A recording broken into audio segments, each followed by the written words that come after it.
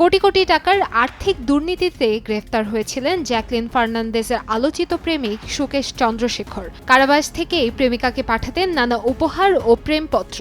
আশ্বাস দিতেন খুব শীঘ্রই প্রেয়সীর সঙ্গে দেখা করবেন তিনি। মঙ্গলবার দিল্লির এক আদালত জামিন দিয়েছে সুকেশকে।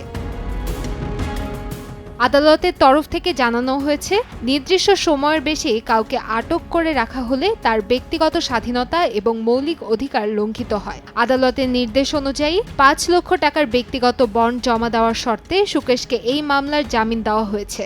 তবে তদন্তকারী সংস্থাগুলোর মতে তার প্রতারণার জাল ছিল অনেক বড় এবং বহু বছর ধরে এই বিষয়ে তদন্ত চলছে, যা নিয়ে নতুন নতুন তথ্য সামনে আসছে। তবে জামিন পেলেও এখনই মুক্তি পাচ্ছেন না সুকেশ। বিভিন্ন জায়গায় তার বিরুদ্ধে মোট ৩১টি ফৌজদারি মামলা রয়েছে। এর মধ্যে ২৬টি মামলায় তিনি জামিন পেয়েছেন এবং এখনো ৫টি মামলা বিচারাধীন রয়েছে। ২০০ কোটি টাকার প্রতারণার অভিযোগ ছিল সুকেশের বিরুদ্ধে। তার জন্য জ্যাকলিনও এই বিতর্কে জড়িয়ে পড়েছিলেন।